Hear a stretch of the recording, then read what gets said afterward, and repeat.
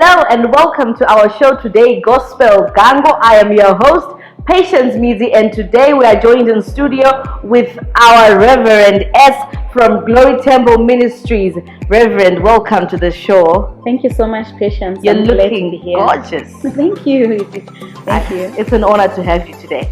Thank you, ma'am. Okay, so today we're going to be talking about premarital relations. We're talking about premarital sex. Kuti vanhu vasangane pabonde vasati vachata. Okay, saka before we go, takambotanga taenda kuma streets tikanonzwa pfungwa dzevanhu, but tisati taenda kuma clips iwayo. Rev, what is your take on premarital sex? Okay, thank you so much, Patience. Premarital sex, as the name suggests, maybe we start by defining what premarital sex is. Because the definition is the one that gives us the guidelines of what we should go with as far as premarital sex is concerned. So premarital sex is basically being involved in sexual activity before marriage. In other ways, it means that sex is expected to be within the confines of marriage. That's why we are saying it's premarital, meaning that it should be within the confines of marriage. Wow, that is beautifully said. So let's go and hear my views evamwe vari kunze uku pamusoro penyaya iyi. Todzoka muno mustudio tobatsirwa naRev kuti tinofanira kudzifambisa sei nyaya dzekusangana pabonde.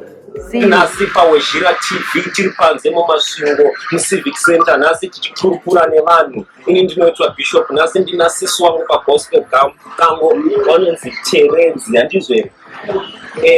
Sister, tine mubvunzo watiri kufamba nawo nhasi kuti mumadhezi atiri kurarama tiri kuona youth yedu vari kuengeja zvinhu zvakaita sebonde before marriage. Imimi mungati maererano nenyaya iyi muchitarisana pachitendero kuti vaibvunzana nadzo mari anobvunzana nadzo, but imimi muziovhii kuti nyaya yebonde before marriage kuti kunouya varume taitotora noruma tichoti kunouya varume kuti ndingamirira ndingamirire sex after marriage aiite chaiva zvinhu zvaityisa kudhara.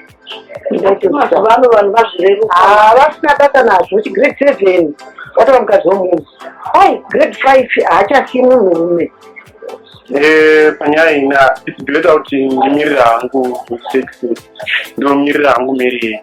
Maybe yini sesikana unenge uinawo mwana wako unogona kuda kuita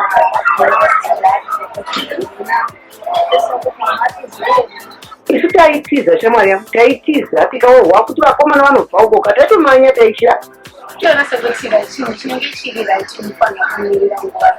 Because most of the girls these days they pretend kuti vari virgin. Kana iro epiro richikuisa pressure iwe kuti no inini brother ndoda kuti engage iwe unoti chimwe bese rikundisana pressure, rikundisana pressure ndokwanisa kubvuma. Depends mai nemunhu wachona kuti ndiri kuzoona usema edu mazuva anava haumutuvuri kuti iwe kadadara kufamba navakomana unonovata nomurume wako mubva ini ndinotadza kuvata naye nemhaka ye but iwewo semfesi nemafeelings emafesi anenge chitaura mafeelings angu anawo ndinawo ndenitorida vana grade 5 grade 6 grade 7 kana tototaura mafomu 1 kusvika fomu 6 haiwawo vangova mamarriage dzavari kutoka. Ndofunga Rev mangozvinzwira zviri kufungwa nevanhu kunze uko. Hanzi namukoma vaya, ini musikana kandipa pressure ndinogona kutopinda pabonde tisina kuwanana, asi zvichidhipenda nekuti munhu wachona ndiani. Unofungawo kuti kudii? Ndinofunga kuti munhu wese kana akaiswa pressure unogona to succumb to any environment that is pressurous. But Patience, that doesn't mean that that's what the Word of God expects us to do. The Word of God's view and what it desires to do is different from what people think. What people think does not make something correct. Because what makes something correct is the author, its origin, where it's coming from. So God, as far as His Word is concerned, let's look at Adam and Eve. In the beginning, when God created Adam and Eve, He made them two, husband and wife, meaning that sex is supposed to be between husband and wife. Secondly, if we look at the example of Joseph and Mary, you remember the story.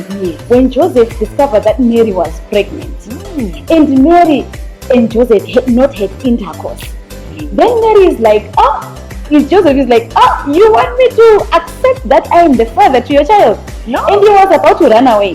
Why? Because it was this thing that was not acceptable within their community. Not only that, as far as God is concerned, they feared God. That's why the Holy Spirit had to fall upon Mary, because she feared God. You see. So culturally it was wrong. True, spiritually, from the eyes of the master, it was wrong for them to engage in sex, even if they were pledged to be married. They were not yet married. So from these two examples, maybe the last one, Acts chapter 21 verse 9, there is a man called Philip. He had 4 daughters. His daughters, the Bible clearly says that they were unmarried and were virgins. Meaning that as long as you are married, you are expected to remain a virgin. Okay. So people's views, we cannot really work with them and say they are a basic standard, because they are views. Okay. Yes, but the word of God is a standard, because it is the word of God. Okay. Saka muri kuzvinzwa kavatariri vedu, hanzi you should not change because of pressure from people. Nekuti after all, maviews evanhu anochinja from one person to the next, but the standard of God remains the same. Hallelujah.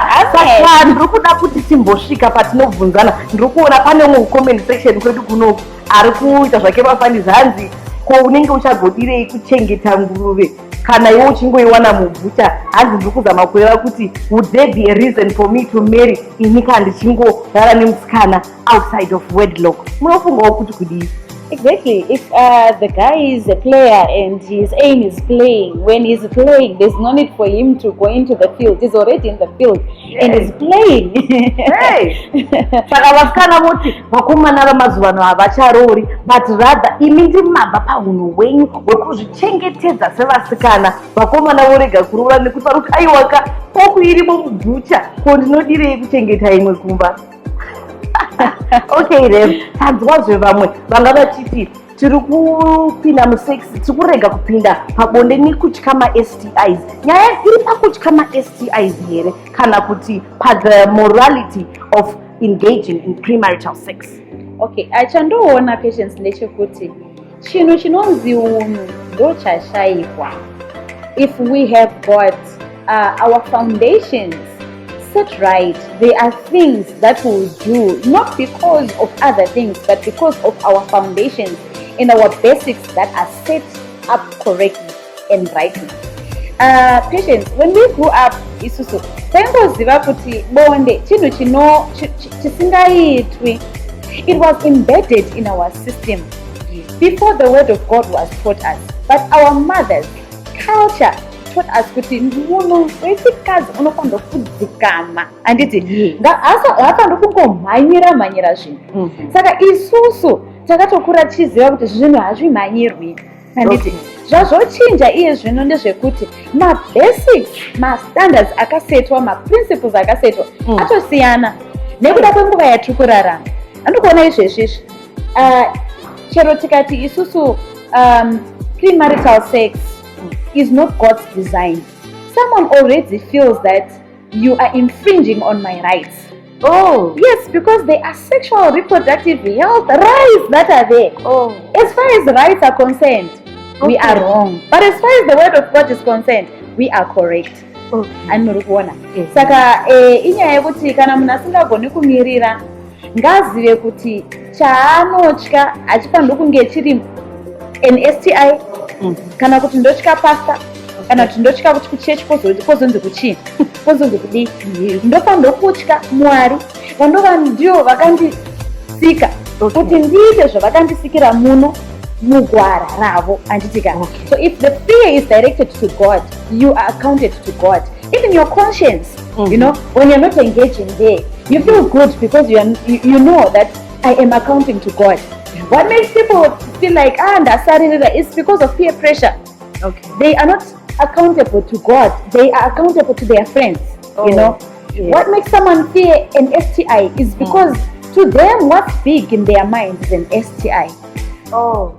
and it's not God. And it's not God himself. Hey, so tiri kuudzwa pano naRev S hanzi tiri kufanira kudzokera pakutya Mwari kwete kutya zvirwere kana kutya shamwari, because in the end we are accountable to God and not to our peers, not to our friends vese vanotipa pressure, but to God himself.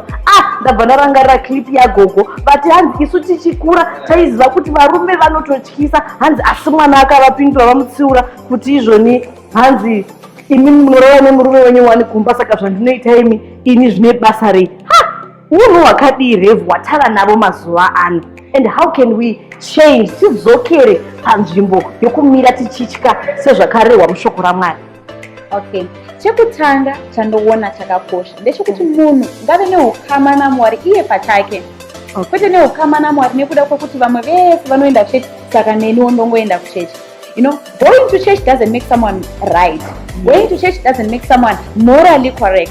Going to church doesn't make someone uphold godly standards. No, it's a decision, a choice that they make because they have a personal relationship with God. And mazwana. Saka kana tichizoda kugadzirisa apa tinotanga pamunhu pachake ari iye oga obva watanga kuzvigadzirisa achingonangana nezvinoreva neshoko raMwari pamusoro peupenyu hwake. Yes. Aiwa, nhasi tinoda kumbotenda Rev S vauya vakava nesu vachitidzidzisa kuti aiwa, we have to have a relationship with God on a personal level, kwete zvegurumwandira kuti tiri kuenda kuchechi takawanda saka hunhu hwangu hwodeterminwa nevamwe. Aiwa, ndinofanira kutya Mwari ini pachangu because I know I'm going to be answerable to God. Thank you so much Rev S for joining us today and for the wonderful advice that you have given us today. Thank you so much, Patience. I've got one last statement that I want to say to people. I want to say to the youth out there, I want to say to you that just because vanhu vamunotarisira vachitungamirira mumachechi, they get involved in that premarital sex, probably some of them are in adultery, probably some of them are in fornication, it doesn't make it correct. It doesn't make it right. It doesn't give you a green light to cross the robot. Know your value, know your worth, look at yourself and value yourself. When you place value on yourself, there are things and parameters that you will never cross as a young person, even in this technically engineered generation that is full of modest and so many wonderful things that are happening out there. Thank you. Thank you very much, Rev. That was beautifully said. Aiwa, tazvinzwira tega. Ane nzeve dzekunzwa azvinzwira. Hanzi namai chisamba zviri kwauri, jira wapiwa kufuka kana kuwarira. See you next time on Gospel Gango